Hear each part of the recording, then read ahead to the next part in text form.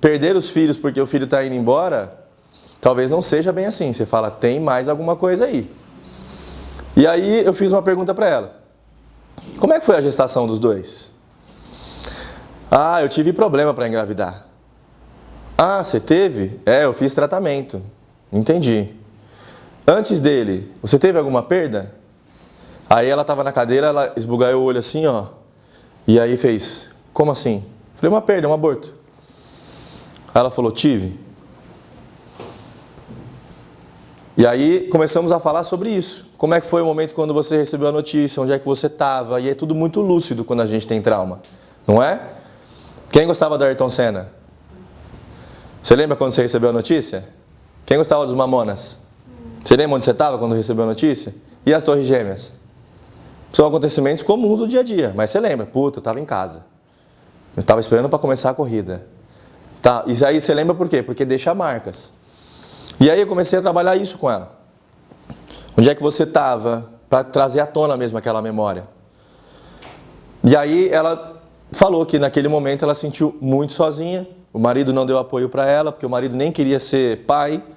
Estava engravidando por conta dela. Então já entram outros conflitos, mas não é o que ela veio tratar. Eu falei, ó, tem muito mais coisa aqui. Mas eu vou no ponto onde ela veio me trazer, que é a síndrome do ninho vazio. E a frase que reprogramou ela foi a seguinte: seus filhos estão se mudando e caminhando para a vida. Você não está perdendo seus filhos. Eles não estão morrendo. Aí ela deu um choro assim absurdo, de liberação mesmo. Então o que acontece nessa hora?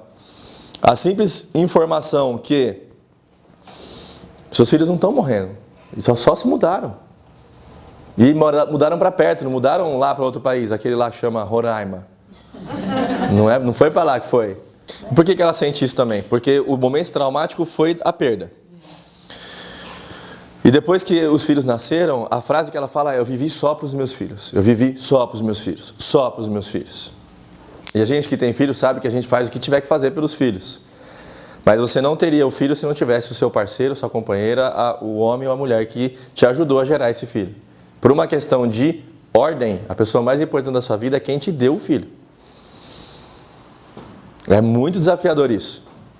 Você pergunta para muitas mães, se não todas, quem é a pessoa mais importante?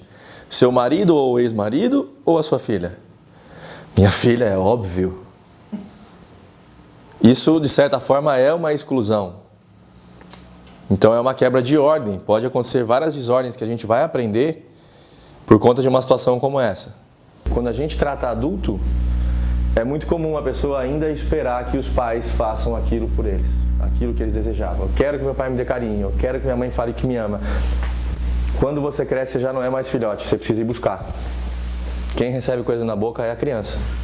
Se você está esperando alguma coisa do seu pai, alguma coisa da sua mãe, alguma coisa que te mexe, que você quer muito, você ainda espera, você ainda está na infância.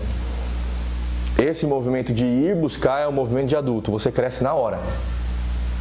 Se está faltando para mim, eu vou buscar. Porque talvez seu pai e sua mãe nem saibam que falta para você. Porque o que nós falamos muito ontem? Nossos pais fizeram o melhor que eles podiam. Na cabeça deles está tudo certo. Aonde começa a ficar errado? Quando o filho passa a usar droga, quando o filho passa a não obedecer, você fala: aonde eu errei? Já passou por isso com seu filho, Débora? Já se questionou em algum momento aonde eu errei? Todo mundo vai fazer isso, gente. Já se questionou isso com a Natália? Sua filha mais velha, quantos anos ela tem? Mais nova. Mas qual a mais velha tem? A mais velha tem 34. Ah, suas filhas são grandes já. Então a mais nova faz 29 agora. Você já parou para pensar em algum momento e falar onde eu errei com elas? Já. Normal, gente. Isso só não pode se transformar numa culpa. Porque a culpa também adoece. E por que você trabalhava 3 turnos? Por causa do material, do financeiro. Porque eu tinha que cuidar delas e queria dar tudo, fazer tudo, né? Se você tirasse um trabalho, ia faltar para elas? Ia. Então você fez o que você podia. Por mais que elas não entendam. Por mais que por algum momento passou na cabeça delas também. Fez o que podia. Quando você assume a vida de verdade, você toma decisões. A nossa vida precisa ser tomada decisões. Ficar em cima do muro também é uma escolha. Então, vai para um lado ou vai para o outro, mas não fica em cima do muro. Vai ficar em cima do muro também é uma escolha, mas gera muita dúvida. E aí você cresce com muita dúvida. Será que eu fiz? Será que eu não fiz? Será que eu fiz? Será que eu não fiz? Quando você, naquele momento, avalia os riscos, avalia os danos, avalia os ganhos daquilo e toma a decisão, é porque precisa tomar a decisão. Vocês tomaram a decisão de estar aqui hoje. O tempo todo a gente faz escolha. Ao mesmo tempo que você faz escolha, você deixa outras coisas para trás. Vocês estão aqui, poderia estar dormindo, tomando um chá, poderia estar brincando com a sua filha, poderia estar deitado, poderia estar lendo, mas vocês estão aqui. Então vocês fizeram uma escolha. Para isso, teve remissão. A gente também fez uma escolha de estar aqui. Nossa filha está lá. Então esse campo, a gente é influenciado por ele o tempo todo. E essa ressonância mórfica, que é o que nos une, tende a reforçar qualquer padrão repetitivo. Como ficaria a sua família te vendo hoje chorando e sofrendo por eles? Bem ou mal? Possivelmente mal. Então, a melhor maneira de honrar é vivendo. Será que só chorar vai ajudar? Se você acredita no outro lado? Se você não acredita no outro lado, será que só chorar vai ajudar? É a mesma pergunta. É preciso chorar, é preciso viver, mas é preciso seguir também. Que a nossa vida vai para frente, senão a gente para lá atrás. E aí isso é caso de muita depressão de muita gente, muita doença. Dar o conforto não significa ressignificar, a gente não vai conseguir ressignificar tudo. Às vezes a nossa consulta vai ser a pessoa chegar na sua frente e contar um negócio desse e você fala assim, olha, isso também vai passar, eu vou te mostrar por quê. E aí você mostra isso aqui, ó.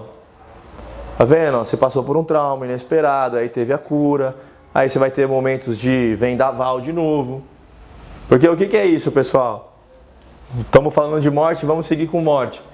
Passou aquela fase ativa, aquela coisa, beleza, estou entrando na cura, nossa, tá tudo bem, estou ficando bem, de repente você tem uma lembrança. Ou você passou na sala, você viu o carro do filho na garagem, ou você viu uma foto, ou você lembrou. Pum, de novo, cara, de novo. E quando a pessoa já passou muita coisa na vida, vai ter muita lembrança. E todas essas lembranças são releituras. Então nessas releituras, tudo bem você ficar mais baixo. Tudo bem você ficar abatido, mas isso vai passar, isso também passa. E isso serve para qualquer coisa, tá, gente? Pessoas aqui já entraram em catarse, já começou a fazer sentido bastante coisa. Serve para morte, serve para dor, serve para todo tipo. Essa segunda lei vai ser a lei da vida de vocês. Vocês vão lembrar disso sempre. E se essa pessoa não vive essa situação ou não dá espaço para isso, ela vai viver o resto da vida dela à base de remédio. E aí não vai tratar a raiz do problema e, como consequência, vão ter outros problemas por conta da medicação, por causa da química. Esse assunto é forte não só pra gente, mas esse assunto é forte para de onde a gente veio. Porque qual que é o maior mistério da vida? A morte. Cada um reage de um jeito. E a gente só está aqui porque alguém já morreu. Alguém transou, essa é a certeza da vida. Duas. As pessoas não param de transar, que é a certeza, e a morte. Então você fala, a única certeza da vida. Não. O mundo continua sendo produzido. As pessoas continuam nascendo, então as pessoas continuam transando. Existem dezenas de estudos já que mostram que com a alimentação a gente regularia a diabetes. Isso não é novidade para ninguém, né? Porém, lembra que a gente falou, a nossa alimentação, tem aquela pirâmide antiga, nutricional, que na base tem bolos, biscoitos, pães, os farináceos. Essa é uma pirâmide antiga, que ela só estimula o consumo dos biscoitos, e aí foram as empresas de alimentos que fizeram isso. A gente sabe que não é essa a base da essência humana. Então, anos de alimentação ruim é a mesma coisa que você tiver anos de pequenos trauminhas. Chega uma hora, vai abrir, tá?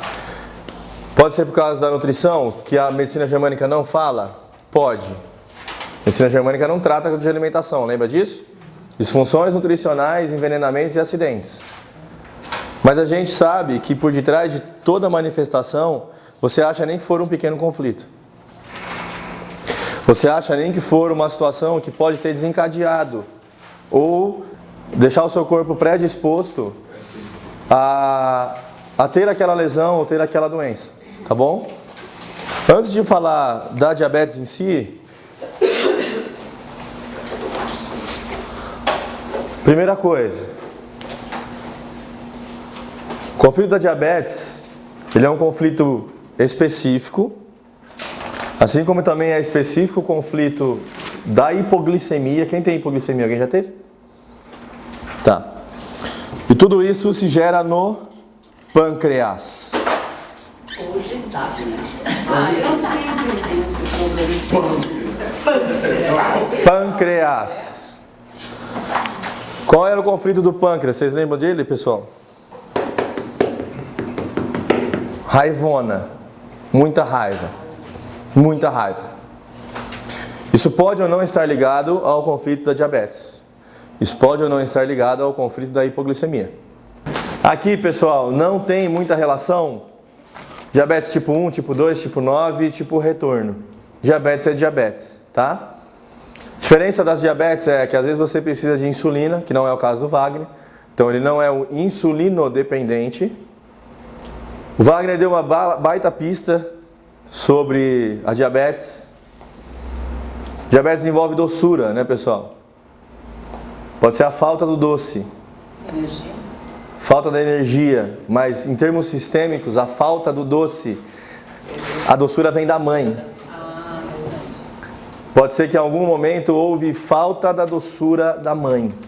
Isso pode ser, às vezes, que você nem saiba disso. Foi algum momento lá atrás, onde em alguma situação perdeu a doçura da mãe. Pessoa querendo estar do seu lado o tempo inteiro, cuidado para não dar consulta em toda a cafeteria que você vai. Cuidado para não entregar demais para a pessoa o que você não vai conseguir resolver depois. Nem ela, né? Nem ela. E aí o que acontece? É o NR, você não ressignifica, pau na cabeça da pessoa, porque você está de boa. Você é responsável pela informação. Você troca uma ideia aqui, ó. Se eu ficar dissertando, eu vou precisar levar ela para o consultório para tratar, se ela quiser. Então muitas vezes os papos que a gente tem precisa ser um papo quick. Precisa ser um papo de entregar.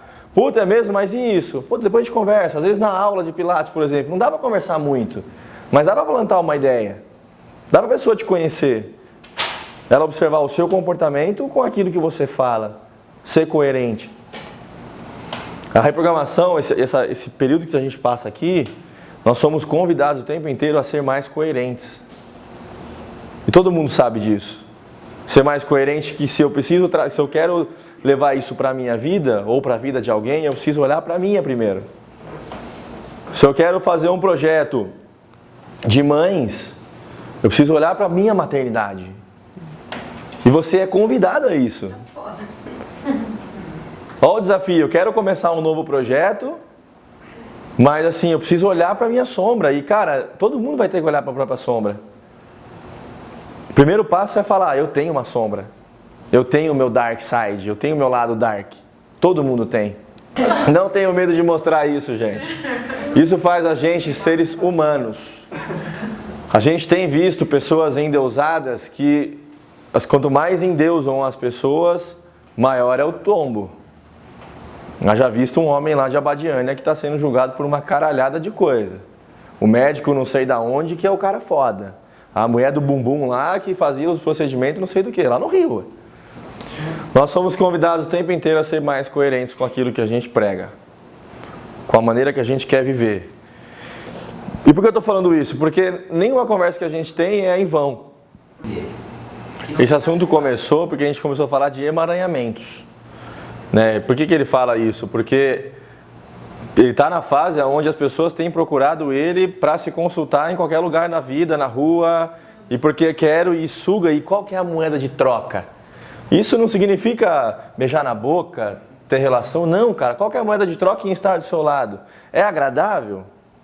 Chega uma hora que não é mais agradável, a pessoa é sua amiga, cara. Mas ela não é sua amiga para você ficar todas as horas almoçando, todas as horas tomando um café, porque o assunto é sempre o mesmo. Porque se a pessoa te procura só, e vocês vão ter muito isso, porque a pessoa sabe que você é uma pessoa foda, que você é uma pessoa que pode ajudar ela, Porque você é coach, porque você é osteopata, porque você fez um negócio com as mães, e você manja de mãe, e você manja de yoga, e você manja de dente, e você manja de gente, e você manja, sabe? Eu acho que tem uma coisa até bacana para falar. Eu acho que eu sempre fui um cara muito abençoado, assim, eu não acho que eu tive tantas pedras no meu caminho. E o motivo principal que eu acho que eu não tive tantas pedras no meu caminho foi sempre por causa da minha vontade. Porque eu nunca fiz nada que eu não gostasse. Eu nunca fiz nada forçado. E eu nunca fiz nada querendo ganhar dinheiro. O dinheiro vinha depois. Tá? Então, assim, eu nunca coloquei dinheiro à frente de tudo. Então, eu me sinto um cara abençoado. As minhas dificuldades foram o quê? Cara, tá me faltando isso. Tá me faltando aquilo. Eu acho que tem mais alguma coisa que eu tenho que olhar. Por isso que eu considero hoje a terapia, eu estava até conversando com esse professor licenciado sobre as ferramentas que ele fala, que ele tem hoje, né? Que ele disse que eu tinha que conhecer essas ferramentas. Eu falei para ele assim, hoje o que eu mais acredito numa terapia não é nem que ferramenta você usa, é a sua intenção com o paciente. É o seu toque, é o seu olhar, isso já é curativo, independente da ferramenta que você usa. Se você torna onde eu quero chegar, se você usa uma sessão muito mecânica, muito racional, então você precisa de muita ferramenta. Porque você não tem sua conexão com o caso. Agora, quando você está conectado com o teu paciente, isso foi uma coisa que, graças a Deus, eu sempre tive, porque é uma coisa que eu sempre estudava muito. Eu tive um pai muito nessa linha, que já me falava coisas desse tipo. Então, eu acredito que eu sempre tive, dentro de quando eu passei, um certo sucesso terapêutico, porque eu colocava minha alma lá. A minha sessão nunca é racional. Ela nunca é simplesmente mecânica. Senta aí, eu tenho essa ferramenta aqui, você vai melhorar aqui, como um mecânico que cuida de um carro, vamos falar assim. Mas as minhas dificuldades foram as dificuldades que acho que muitos de vocês tiveram. Que é, que está faltando, eu não estou indo aqui, parece que isso aqui, meu paciente, muitos melhoravam, mas está faltando isso. Mas eu acho que o meu grande salto foi porque eu sempre acreditei que eu queria algo sutil. Por exemplo, eu trabalhava com osteopatia, né? Então quando eu aprendi o meu primeiro trust, foi a coisa mais realizadora do mundo. O que é isso? Desculpa. O... Eu sou da outra área. É o barulho. É o barulho. Manipulação básica. Você coloca uma lombar, por exemplo, você faz uma técnica de lombar roll, né? Você posiciona o paciente, aí você vai lá e vai, tá, a estala faz aquele barulho. Nossa, primeiro para um cara que fez terapia clássica, aprende um trust, o cara fica louco, né, meu? Né? Então, mas aí eu comecei a pensar que eu gostaria de uma linha mais sutil para mim. Eu acreditava que eu poderia ajudar uma pessoa contribuir no mínimo para ela, para empoderamento. A reprogramação é uma técnica de empoderamento, até se vocês quiserem escrever. Empoderamento. Eu acho que a coisa mais importante que aconteceu aqui foi a minha reprogramação. Então, eu sou grato a todo o apoio e a contribuição de todos vocês, em especial a sua, professor, mestre. Mas eu acho que, assim, para mim significou muito, né? Esse foi o curso que mais modificou minha vida. E olha que eu já fiz bastante curso. E eu me dei conta de 1 milhão de coisas nesses últimos 7, 8 meses, assim, muitas. Mas eu acho que a coisa mais linda mesmo foi olhar de uma outra forma para minha maternidade, assim, para esse meu momento, que era uma grande busca minha. Eu tava pensando como minha vida mudou de lá pra cá. Eu cheguei com você com medo de tudo. Eu tinha medo do que ia acontecer na minha vida. E agora eu tô grávida e eu não tô com medo. Entendeu? Tá muito louco na minha cabeça. Eu não tenho medo. Todo mundo engravida e morre de medo. E eu não tô. Então, a transformação maior pra mim foi isso, sabe? Tipo, o medo foi embora. Então, tudo isso ajudou para eu olhar com outros olhos para os meus lados, para os meus antepassados. E esse curso para mim também foi muito transformador, como o Álvaro disse, e a Milena também. Eu me reprogramei em vários sentidos da minha vida, não foi... Todos os módulos eu vim me reprogramando. E na verdade esse curso foi para mim. Ele não foi para eu sair daqui trabalhando como reprogramadora. Ele foi uma terapia, foi um trabalho interno, foi um olhar interno, uma transformação interna. E foi esse o sentido que eu entendi. Obrigado por todos, por estarem aqui, por me ajudarem a entender de que eu posso, mas que eu tenho os meus limites e que eu preciso olhar para esses limites. E que eu preciso aprender que tropeçar faz parte, errar faz parte e que eu não sou infalível. Os pacientes melhoraram, a dor do ombro do povo já está passando, tá, o joelho já parou de doer. Então eu senti que eu ter me curado está ajudando a curar outras pessoas. Então, assim, maravilhoso o curso, assim, de todos que eu fiz foi o mais que eu curti, que eu estou curtindo e que eu quero cada vez buscar mais informações, eu quero saber mais, eu quero estar sempre vendo vídeos, tudo que já comecei a ter mais curiosidade, saber querer mais. Então não é um curso que acabou, acabou. Não, eu quero buscar mais, eu quero conhecer mais. Assim, tá sendo tudo maravilhoso.